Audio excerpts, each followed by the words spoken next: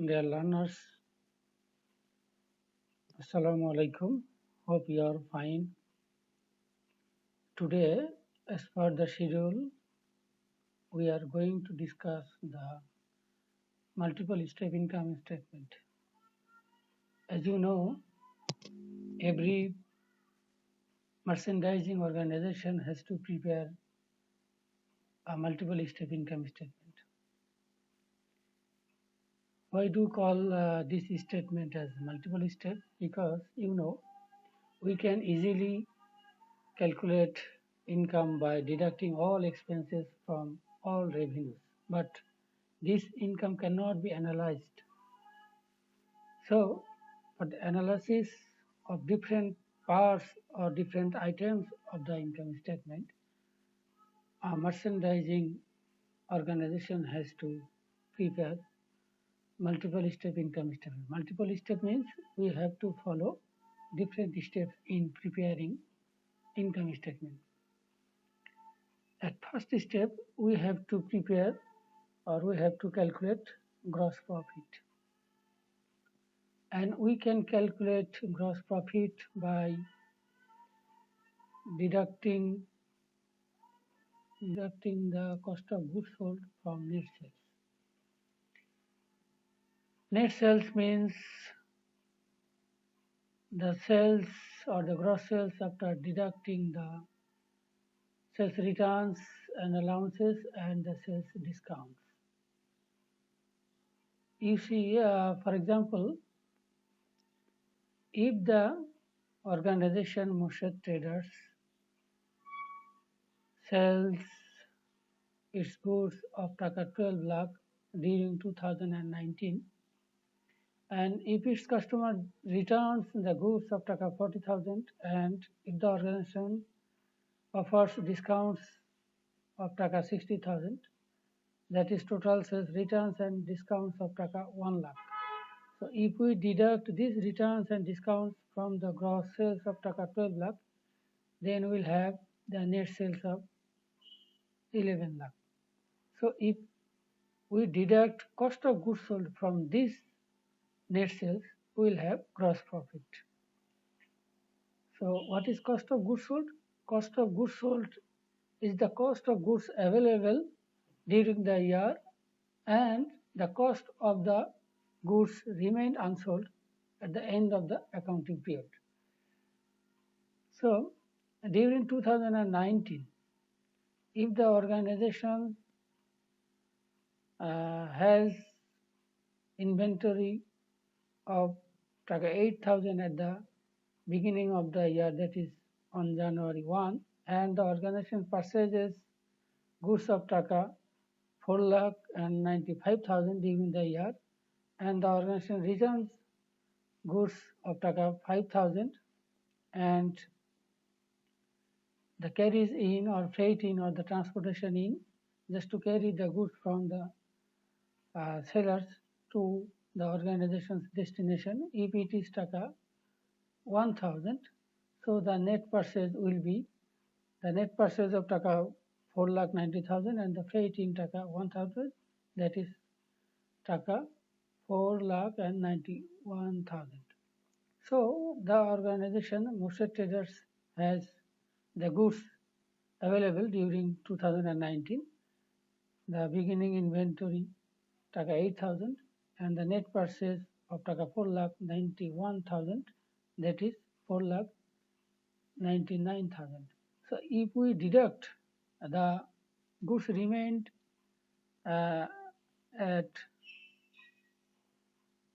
the organization during at the end of the year, that is on December 31st, and if it is 19,000, and if we deduct this 19,000 from Taka 4,99,000, so the cost of goods sold will be Taka 4,80,000. And if we deduct this Taka 4,80,000 from the net sales of Taka 11 lakh, we will have a gross profit of Taka 6,20,000.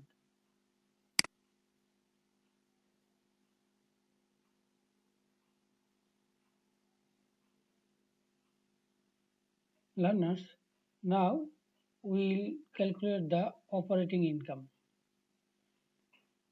You have remembered that we have gross profit of taka 6,20,000. So if we deduct the operating expenses from this gross profit, we will have the operating income or income from operation. Operating expense consists of the selling and administrative expenses. Selling expenses, are incurred for getting the order and satisfying the order. I mean for the selling and marketing of the goods. And these expenses include sales salaries, advertising, sales commission, depreciation expense of delivery equipment, bad debts or uncollectible accounts, and other selling expenses. Administrative expenses, on the other hand, are office salaries, depreciation of assets used in office, it may be office equipment, property tax, utilities expense, insurance expense, or other similar administrative expenses. So if we deduct these selling and administrative expenses from the gross profit, we will have the operating income. In our example, the selling expenses include advertising expense of taka 3,000, salesman salary of taka 96,000, freight out, that is the delivery expense of taka 1,000. So the total selling expenses during 2019 are 1 lakh. Administrative expenses, on the other hand, are utilities expense 26,000, office rent taka 84,000. So the total administrative expenses taka 1 lakh 10,000. So the selling and administrative expenses total taka 2 lakh and 10,000, that is total operating expenses. So if you deduct this total taka 2 lakh and 10,000 from the gross profit of taka 6 lakh 20,000, then we'll have the operating income of taka 4 lakh and 10,000.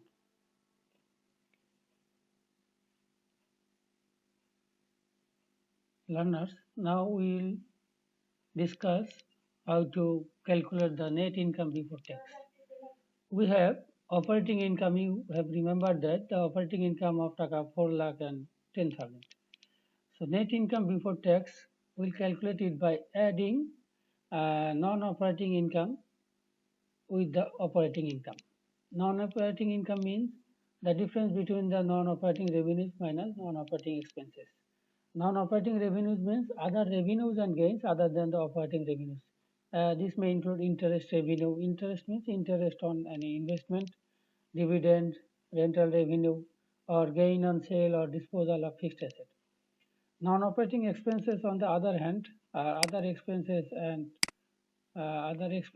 losses. This may include interest expense, loss on sale of fixed assets, etc.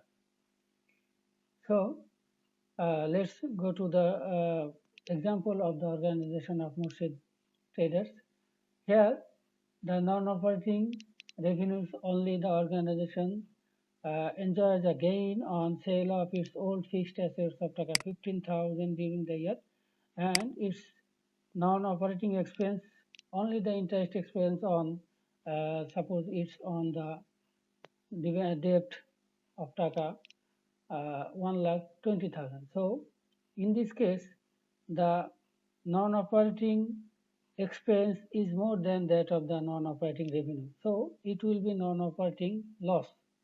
So if it is a loss, so this loss will not be added. So this loss will be deducted from the operating income of taka 4 lakh and 10,000. So if we deduct this taka 1 lakh 5,000 from the operating income of taka 4 lakh 10,000, then we'll have the net income before tax, that is taka 3 lakh and 5,000.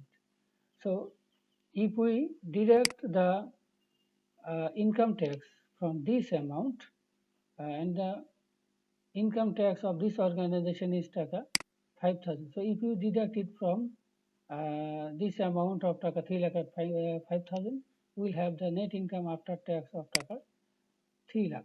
And we will draw two lines at the bottom of the figure of net income after tax, and we'll write down the currency, that is taka, before the net income after tax of the figure. So these are the formulas actually of calculating the multiple step income statement. So I think you have understood our today's presentation, and if you have any query or question regarding this, we'll discuss it elaborately in our class next. So see you the next class. Till then, keep fine. Allah Hafiz.